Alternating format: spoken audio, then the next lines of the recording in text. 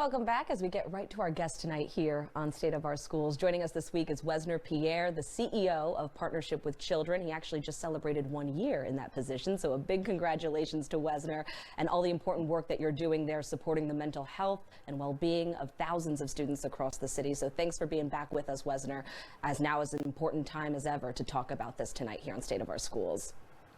Amanda, thank you for having me. It's great to be back again. I wish under better circumstances as we navigating through challenging times, but it's really great to be back. Yeah, it is almost every week that we are reporting on some act of violence involving students or near a school, sadly.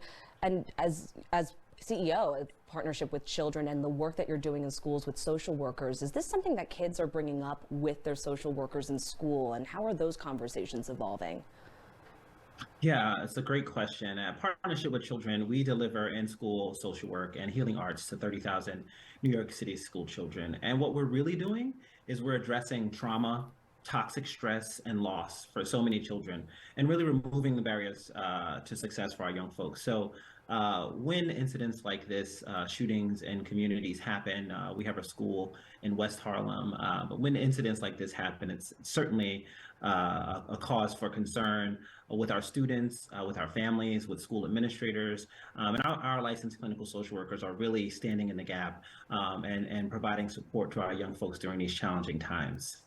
Can you walk me through how that support looks like, what it feels like for those students? What are these conversations composed of? How are they unfolding inside of our school buildings right now? It's a great question. A key part of our work is really providing our children with sort of agency and resiliency and ensuring that they feel safe and inspired. And when we talk about safety, we're not talking about just physical safety, but psychological safety as well.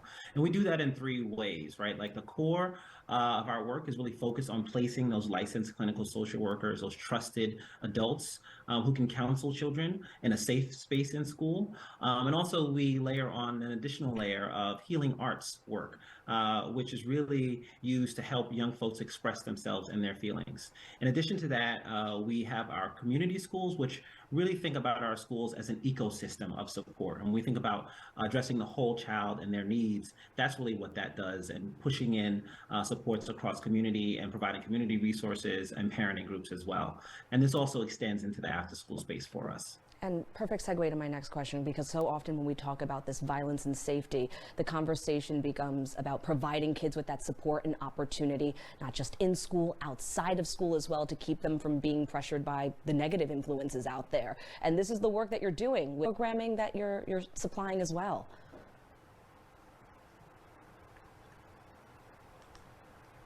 Okay, it seems like we're having some technical difficulties. Hope to get back with Wesner, but thank him for being here with us tonight.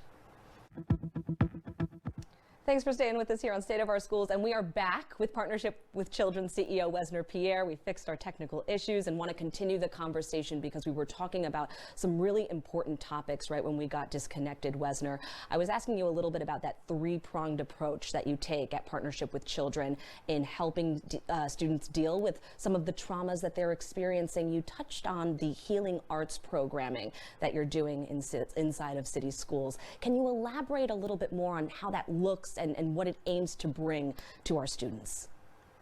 Yeah, so glad to be back again.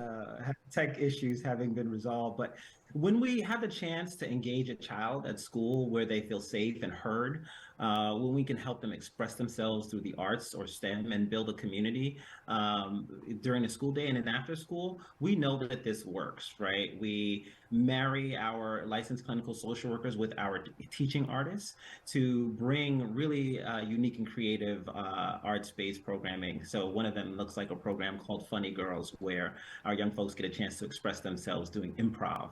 And that's also an additional way to connect with our young folks. And we know that this approach works in the community school models that we run. We know that this increases their English language arts and their math scores through the fourth grade and beyond. And we know that there's an improved attendance and also decrease in chronic absenteeism. So all impressive effects of the work that you're doing. Obviously, a lot of this conversation has revolved around how to deal with the trauma that students are experiencing with the violence that we're seeing surrounding schools, but also a time to remind ourselves that it's been 3 years this week since the COVID pandemic started. Obviously, there are lingering impacts that I'm sure your social workers are helping students process. Can you talk me through a little bit about the work that's being done on that side of things now as well? Yeah, our families are still dealing with loss, right? We have not fully emerged from the pandemic, and so we're still supporting our young folks in a variety of ways, and not just them, but we're also supporting school communities, making sure school educators are also getting the tools that they need to work with our young folks, utilizing trauma-informed practices, and just making sure that the school community is healthy, well, and whole, so our young folks would really be able to build healthy relationships. And when we think about economic mobility and social mobility, we want to make sure that our young folks have access to that. And so we want to create environments, remove those barriers to success, and we do that in a really holistic way. Echoing what I said before about the work that you do being so important. Wesner, thanks for being back with us here and for your patience tonight. Hope to see you again Great. soon. Thank you for having me. Good to see you, Amanda. Of course.